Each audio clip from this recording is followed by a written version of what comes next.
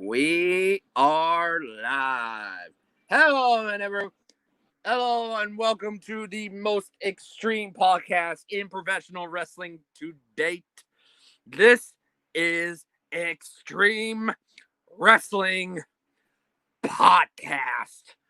I am your host, Ryan Arnold, joined as always by James Dew.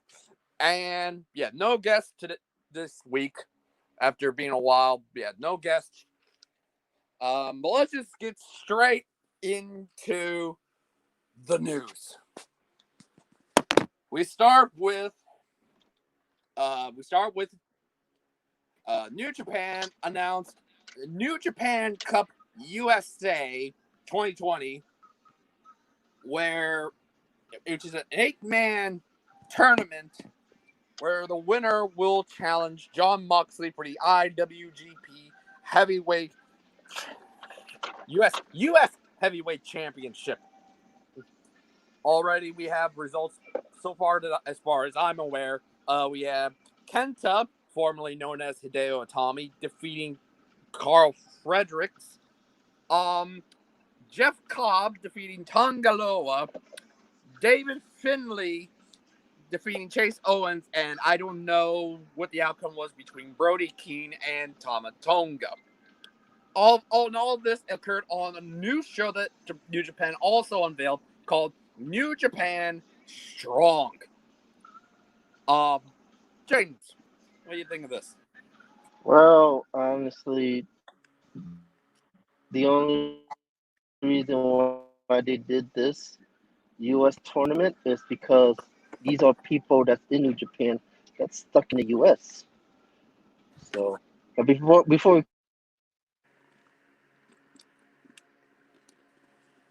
you cut out. pronounce my last name correctly, sir.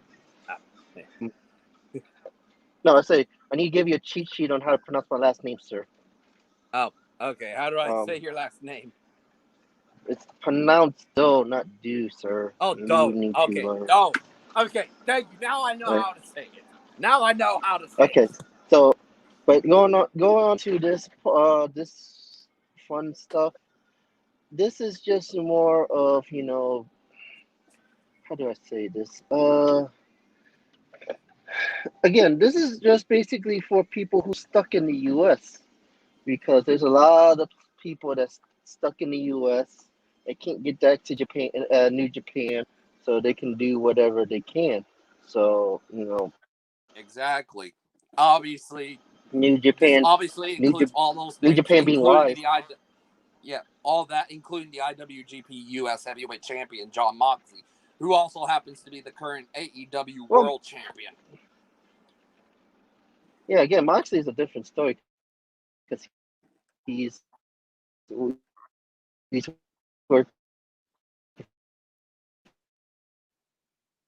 Okay, apparently there's technical difficulties on James's end. You still there?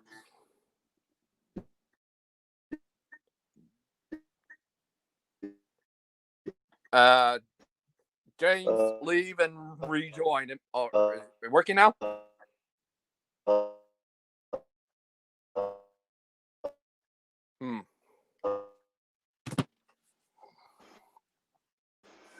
Yeah, okay, yeah. Sorry about that, people. James is apparently having technical difficulties. Some stuff like that happens.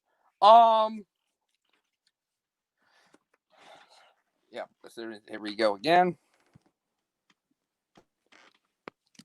Okay, you better now?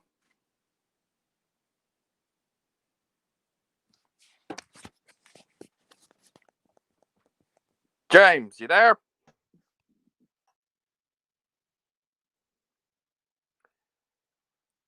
And again, we get technical. Oh, wow.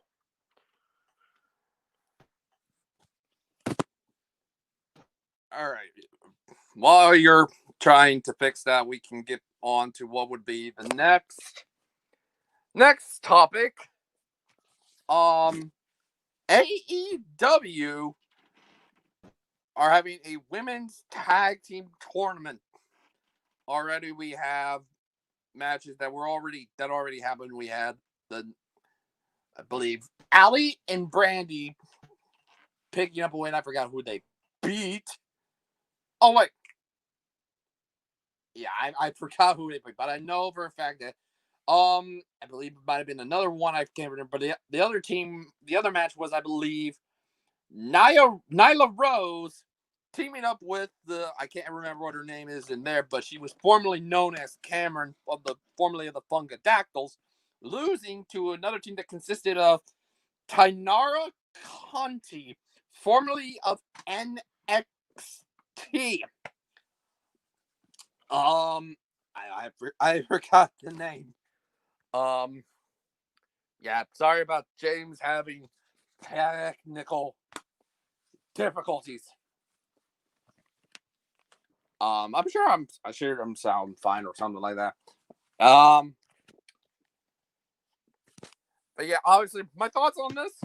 Oh, here he comes back here. Hopefully, better. Yeah. Okay, thank God. All right.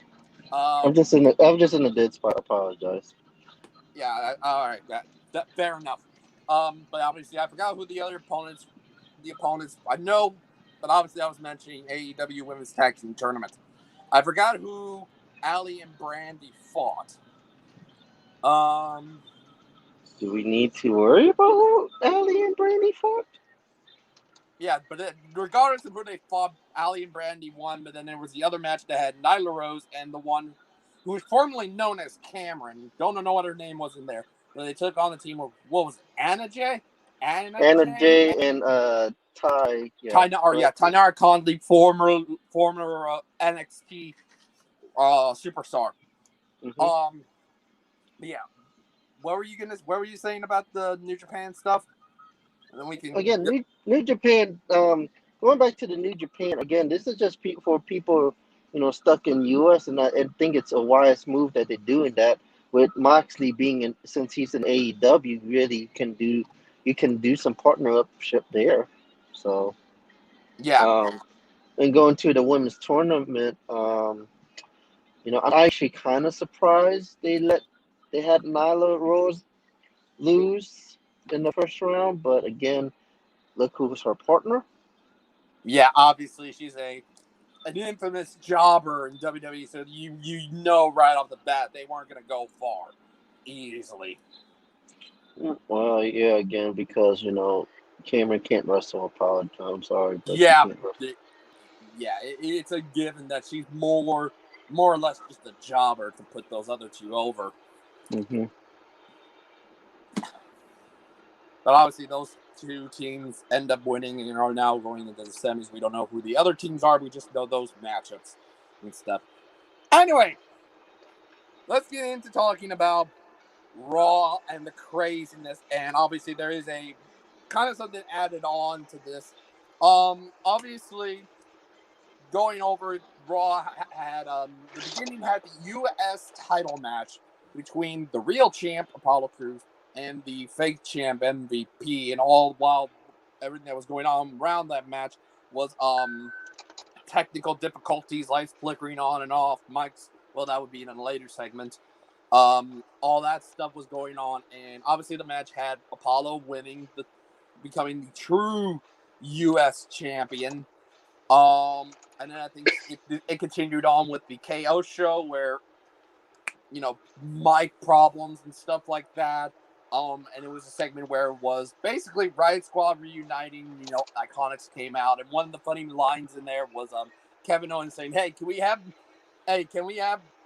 more technical difficulties for their mics only?" In which Peyton Royce and Billy Kay slapped him, and then basically the reunited Riot Squad attacked them, and then it led to a match where the Riot Squad won via a fluke roll up pin thing, and then they worked together after the match was over and stuff like that. But this other one that was kind of a developing story. Obviously the members of Street Profits and Selena's people. I don't know what their name is. Associates. Andrade and Garza. They were going Mhm. to have one-on-one matches against each other, and during near the end of the Angelo Dawkins Garza match, Montez Ford passed out, and he was drinking out of his red cup, and he tasted something nasty, and he fell and he fainted, and then he had the match with Angel, and he fainted again, and obviously all this accusations. Well, obviously Bianca thought always was Zelina, and Zelina had no knowledge of it, to the point of where earlier today, Bianca Belair attacked Zelina, not just on Raw, but in her own house while streaming on Twitch.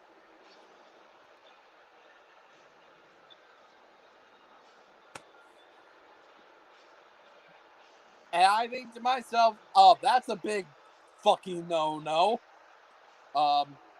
James, your thoughts?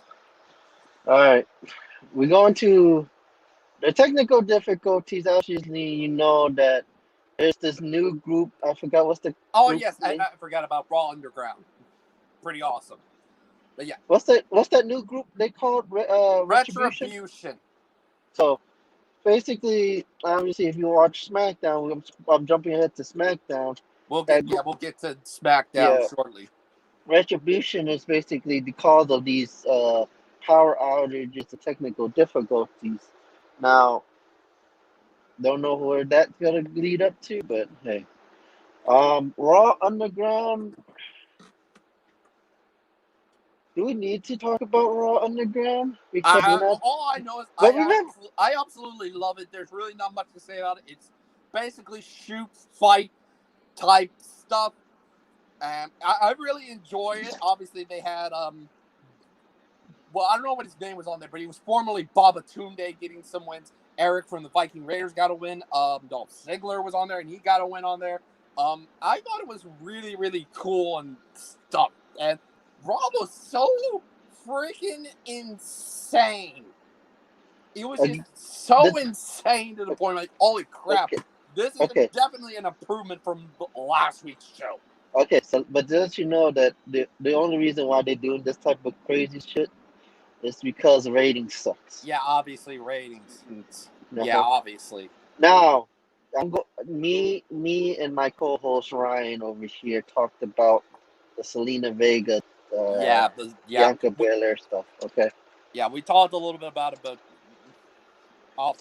we started the stream. Now, I'm gonna let Ryan in on a little Twitch secret.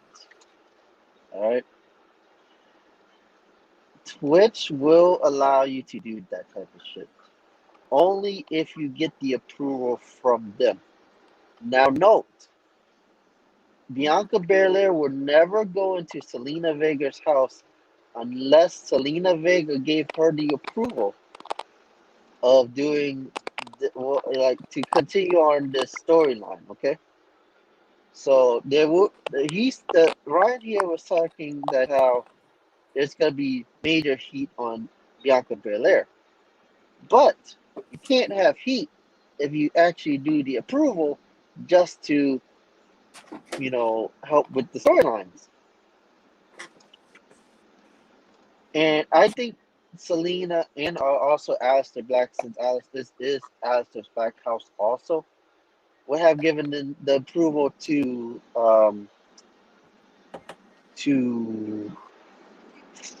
Bianca Belair to do what they did. Yeah, and obviously she might be streaming again later, so we will know if it's all a work or if it was like legitimate or something like that. But still, now let's say this: if it was legitimate, we would have gotten notification now that Bianca Belair would have been in jail. Yeah, I think this is more. This would be more of a work. Yeah, still, I don't feel like it's basically the same thing with Adam Cole and Pat McAfee, which we explained that on the NXT version of the recap. Yeah, obviously we now know. We thought, oh, is this real or something like that? But then come to find out that it leads to a match. I'm like, oh, it's work. Yeah. But we don't know at this point right now. So It's now we're gonna be. assuming. It has to be a work because you can't. Again, Selena Vega. Bianca Belair will not go to Selena Vega's house to beat her up for no reason, Yeah. especially on a Saturday. If she really wanted to beat up Selena Vega, she would have done it on Tuesday. Yeah. Or whenever they did the taping. I apologize. Yeah. I'm just here like I was there for a little bit of the stream, but I didn't know. Oh, this is I'm going to pop in and out of this, and then coming to find out that Zelina got attacked, I'm like, what? And I went back and watched the stream. I'm like, oh God, no, what they do? What the? Now, again, if Selena Vega, and here's where I'm gonna tell my partner, the Twitch. I would tell you to go Twitch right now. If that username has been suspended, you will not see their thing. Yeah, If I'll have to go and find out if they're still there and stuff like that. That's why. Yes, because in a normal everyday basis, stuff like that, yes, you will get banned from Twitch. But if you give approval from Twitch ahead of time, which you probably can really easily do, you just have to tell a couple moderators here and there of the Twitch, like, hey, we gotta do this, and this. So. Yeah. All right, continuing on. Shall we? Anyway, the other thing, obviously, we come to SmackDown. And there's really only a handful of things that I could come up with. One of them happens to do with, obviously, there will be involving Bayley and Sasha Banks and stuff like that. And it all involves and this is the reason why we didn't do a show last week, because Ryan was being mad over there because Sasha won the title. Yeah, I mean, that's why we didn't. I was so mad to the point of where I changed the channel. It's changed the channel heat. Mm-hmm. But basically, to the point of where earlier, like yesterday, it was to the point of, oh yeah, where were we? Oh yeah, Bayley.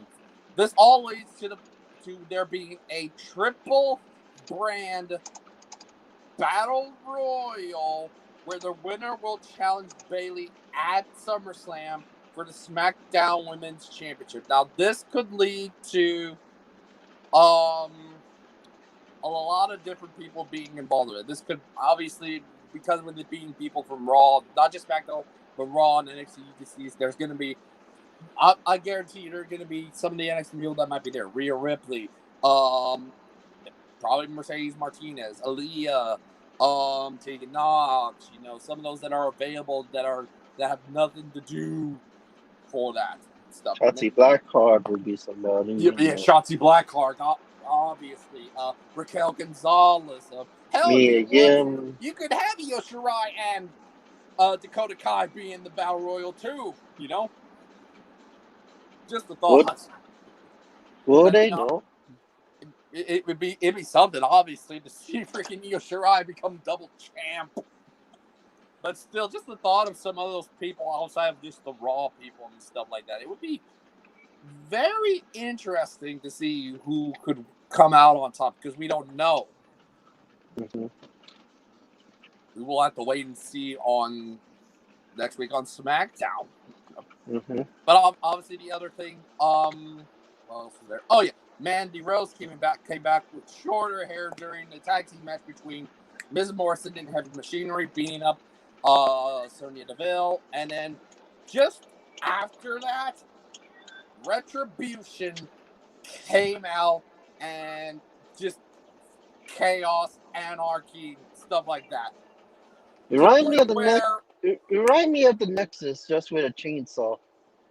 I'm wearing all black, wearing all a hooded club, black stuff, black boots, black pants, hooded, black hooded sweater, masks and stuff like that. But I did happen when I was watching the video on YouTube, I did happen to notice that obviously it is a group with 3 males and 2 females.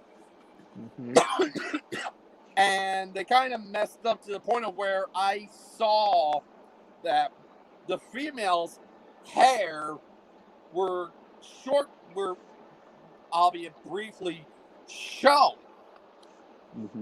To the point of where I was trying to make accusations of who it could be and all that stuff. But, yeah. Who do you, obviously one of them having kind of blonde hair and then the other having kind of red curly hair. James, your thoughts on SmackDown and all this stuff? Well, we did forget the most important part of SmackDown also from the last 2 weeks was the Fiend and Alexa Bliss. Oh yeah, that was, and yet with Strowman cutting that eerie promo and stuff, it was really, really cool. Yeah, continue. And the fact that WWE allowed Alexa Bliss to get the Mandible Claw 2 weeks ago. Well, not 2 weeks ago, last week. Kind of was very interesting to me. But Retribution, we had our theories when we had a call. Yeah. It's just very hard. Yeah. It's very hard because there's some, for all we know, it could be people from, and we've heard a while back that Evolve got purchased by WWE. So it could be Evolve people. It could be people they have had for a while, because I'm hearing it could be, with the female ones, it could be Chelsea Green and Vanessa Bourne. And I think Vanessa Bourne has kind of the curly hair. Yeah, I think like Vanessa. It could be I her. think Vanessa Bourne has that curly hair. I think I agree with that. Chelsea Green, I haven't checked see how I've her seen hair her was. hair. It's kind of a mixture of the blonde and some brown in there, but the hair looked pure. Like it looked more blonde. So I thought to myself, it can't be Chelsea Green. I thought maybe it could be, and I thought and looked at some of the Evolve people, and I thought, oh, it could be this. Well, I looked at. I was trying to say it could be this Brandy Lauren girl from Evolve. Because I looked at her hair and I'm like, and I looked at the picture of the one with the blonde hair, and I looked at her and I'm like, oh yeah, that could be her. Brandy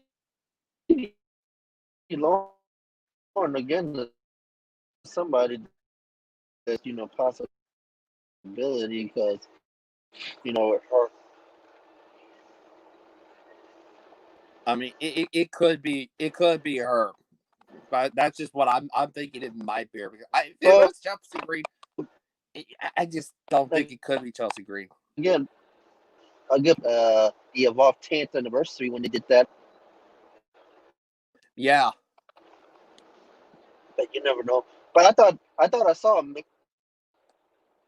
I thought I saw more of a mixed hair, so that could be. Yeah. It looked mostly blonde from the picture I had taken from the video on WWE's YouTube. And I looked and I analyzed the hair and just looking at it, I'm thinking it can't be Chelsea. It could not be Chelsea. Like her longer hair, there's more brown than there is blonde. I think it might be, and Brandy Lauren might be a match for it.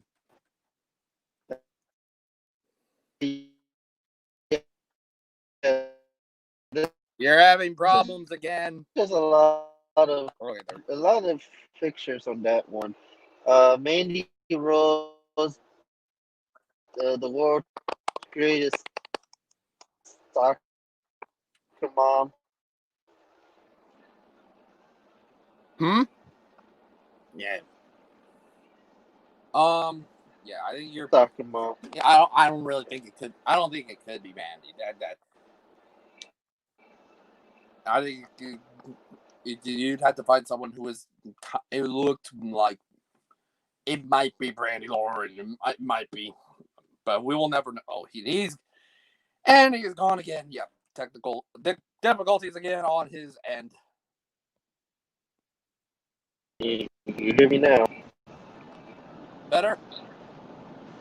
I'm in Mississippi. Just let you know. So this is gonna be the only time I do a stream in Mississippi.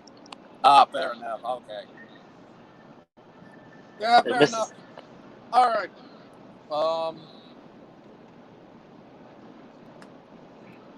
What else do we have?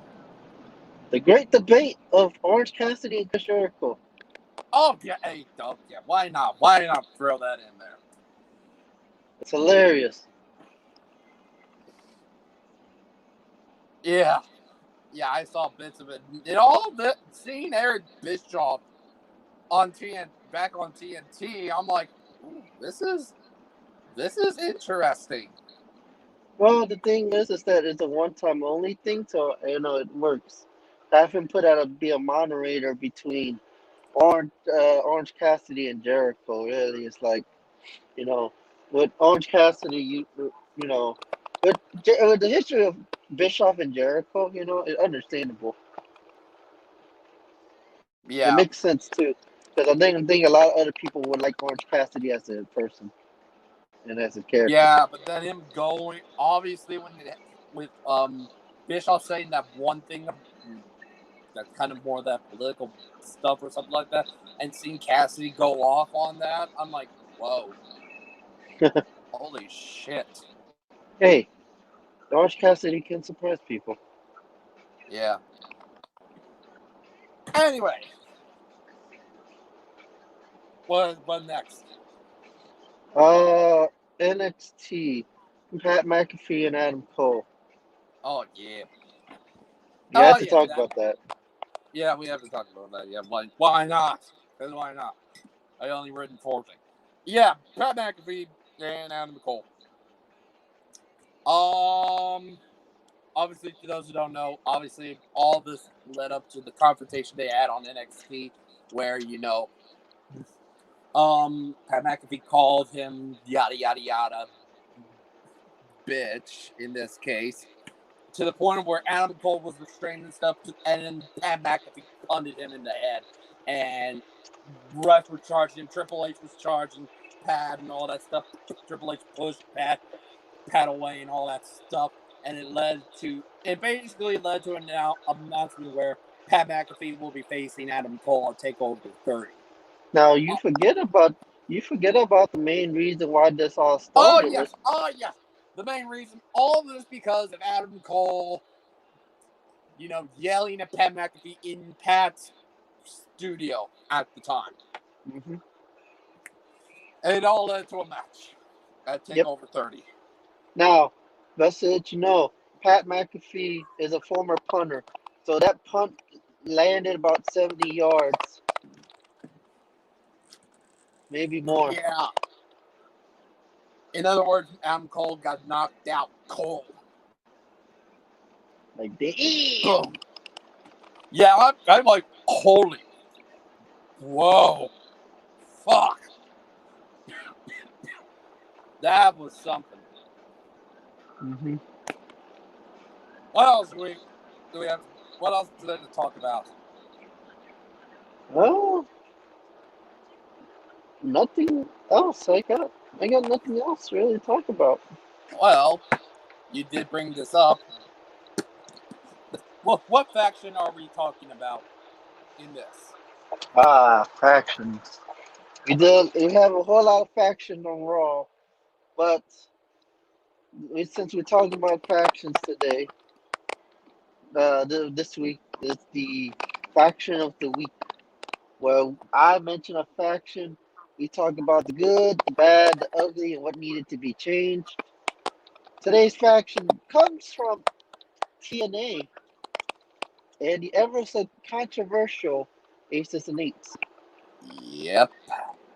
Start us off, Ryan. What's your thoughts of it? Obviously, it's one of those. It's a faction that I have had mixed.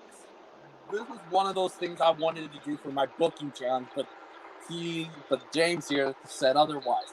But obviously, the whole thing was good, but there was one, and I feel like this was a wasn't a good entry. This was a missed opportunity here, and that was to make Devon a big star and get him a big major push, because when it comes to all the three Attitude Era tag team, Hardys, Edge and Christian, the Dudleys, Edge got a big push, Christian got a big push, Matt and Jeff got big pushes, and obviously Bully Ray, he got a big push. But Devon's the only one that was left out of all of this. I'm like, this was such a missed opportunity to push Devon as a big single star. And, all just to have Bully Ray be, a heel again. He's been a heel. He's had kind of a run, but honestly, this was kind of a big deal run. But just to have him have an equal run like Devon and stuff like that, and just it was such a missed opportunity for me to have all of that. Whereas something where I was like, okay, the beginning wouldn't really change, the unmaskings really wouldn't change. It would just be like we could. What I was thinking when this was going to be like a booking challenge for me, this was going to be like the major change was we don't turn Bully Ray heel until probably after maybe say the Battle for Glory series of 2013, where I won't change the outcome with that, AJ winning it and stuff like that. Then we could potentially have Bully Ray go heel and yada yada yada. But I feel like from Battle for Glory 2012 to Battle for Glory 2013 and stuff, and having Devon getting pushed heavily to the point where he could win the world title at that point. It was such a missed opportunity. Like a huge missed opportunity. And I feel like they could have they could have done that. James? Well, for me with the aces and eights, I think it's good to see Bully Ray shine as this, narcissistic leader of, aces and eights, and especially with Devon on his side, because, in ECW, they were hell of a heels in ECW. Yeah. Bad, I think it's who else they put in. Now, Docs, I agree upon. Most of the other ones, Doc Gallows was in there. Mm-hmm. Obviously, this would have been pre-Bullet Club days. Yeah, pre-Bullet Club days. Mm-hmm. Obviously, they had, I think, the Briscoe, and Yeah, then they had Bischoff Briscoe. was in there. Mm-hmm. Anderson came in later on. Obviously, Devon was in there and stuff like that. Tess Brookmark, Tess. Yeah, but that was later on and stuff like that. I think the thing I would change would be the whole thing with the Hogan. That's why I said the whole thing. And then maybe I think there were at the beginning there were too many people. Maybe cut down. I think you cut down on a few people, and don't add people that should. Even Mike Knox was in that group for one reason or another. Yeah. But even you had Taz as a commentator was a part of the Aces and Eights too. Don't forget that. Yeah. Oh yeah, obviously. So in this situation, it's not like I don't think you really need such much people to do it. Yeah. And again, it's like, okay. Yeah, I would change that storyline, and I would change the mafia storyline. Yeah, because obviously all this focusing, because with me, the only thing for me that I would really change, I don't really change much. I would only change the fact we don't have Bully Ray turn the heel again. You can still have him win the world title, but maybe more as a baby face. Winning the title as a babyface first might have been a really cool idea. Then having him be, a heel champion later on down the road or something. But focusing on Devon as a single star and pushing him to the world title, might I add, it makes perfect sense in that sense to make Devon a huge star. In Aces and Eights, I think really another thing you can really do is more on give Aces and Eights a couple of titles, other titles besides the world title. Give them a tag title. Give them the have had Devon. I think Devon was still the TV champion technically, but he never really defended it. So have put emphasis on that TV title too. Yeah. You don't really have an X Division person, so unless you want to put Bischoff in it, but I don't want to put Bischoff in that. Well, not Eric Bischoff, his son, but I wouldn't put that type of situation. I limit the people. I put certain people in, not Yeah. a whole lot. Yeah.